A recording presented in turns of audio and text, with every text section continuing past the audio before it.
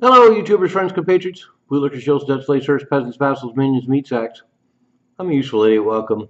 And I wanted to talk a little bit about Jimmy Carter. In the scheme of things, it's not that big a deal, but he is a former president, and he has a place in my life. So I thought I would share some memories because I was around back then, and his election was a big deal. And overall, I thought he was a pretty good guy as far as the U.S. presidents go. He actually had some principles and some morality and had an interesting life. Of course, he served in the military when he was young, and he married his high school sweetheart, worked his way up in politics, became the governor of Georgia, right? Georgia, and somehow managed to become president. And I know he probably became president, a guy out of nowhere, because he was running against Gerald Ford. And Gerald Ford, of course, took over for Richard Nixon when Nixon resigned, and wasn't really a presence per se. My biggest memories of him are that of course, he pardoned Nixon, and then he was relentlessly ridiculed on the then relatively new program Saturday Night Live. Chevy Chase did endless skits about him tripping and falling because he used to do that a lot. He'd certainly have a heyday these days making fun of Joe Biden, whose catastrophic falls dwarf those of Gerald Ford.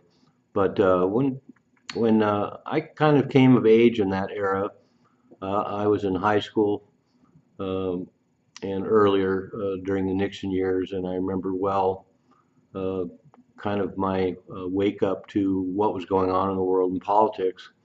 One of my earliest memories is the assassination of John F. Kennedy and seeing my mom cry for the first time and having our little black and white TV on all day, every day, watching the results after the assassination and then, of course, the funeral itself.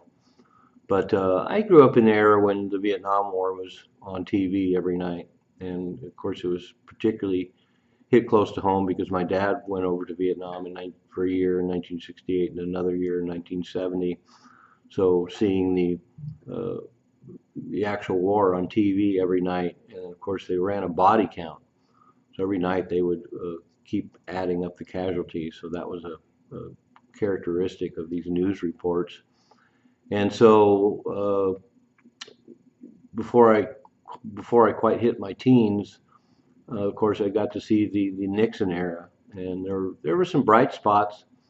Of course, opening up China and the like. I wasn't really aware that he'd dropped the gold standard, the gold backing currency, backing the currency with gold with the Federal Reserve, so that he had all the money he needed to spend on the war. I found out about that later. And I didn't quite grip the whole Watergate thing and his resignation, but it was pretty dramatic. And by the time that all happened and the Vietnam War ended, I was in high school and my first year in college. And so when Jimmy Carter became president, that's kind of the era when I started becoming politically aware. And the Carter years take take a lot of shit. I know inflation was bad, although I wasn't living on the economy. My parents were, so I wasn't really aware of that as much. But he seemed like a decent person, and there wasn't a whole lot of bad things going on, at least on the surface, when he was president. Um, the biggest deal, of course, is when the Iran fell, the Shah was deposed, and the U.S. hostages were taken, and there was a botched attempt to rescue them. So that was a stain on Carter at the time. And during his presidency, of course, the Khmer Rouge took over in Cambodia, and that slaughter was going on there, and there was a slaughter going on East Timor. But he seemed like he was a person with some humanity, and one of his great achievements, of course, was the Camp David Accords, ending hostilities between Egypt and Israel, which was a big deal at the time. Because then, just like now, all the things going on in the Middle East, um, the '67 war and the '73 war, which I got to witness at the time, it was really a relief. It was a relief to have the Vietnam War over. It was a relief to not have things like Kent State. It was a relief not to have all the anti-war demonstrations. It was a relief to have what seemed to be pretty quiet times. And then, of course, after Carter got out of office, he continued to be a genuine person and worked with Habitats for Humanity and was a flag bearer for peace and helping people. And he put his money where his mouth was. So I have a lot of admiration for Jimmy Carter, even though he didn't get a lot of acclaim over the years. But seems like he's respected now, and he should be with all the scum that we've had since he was president.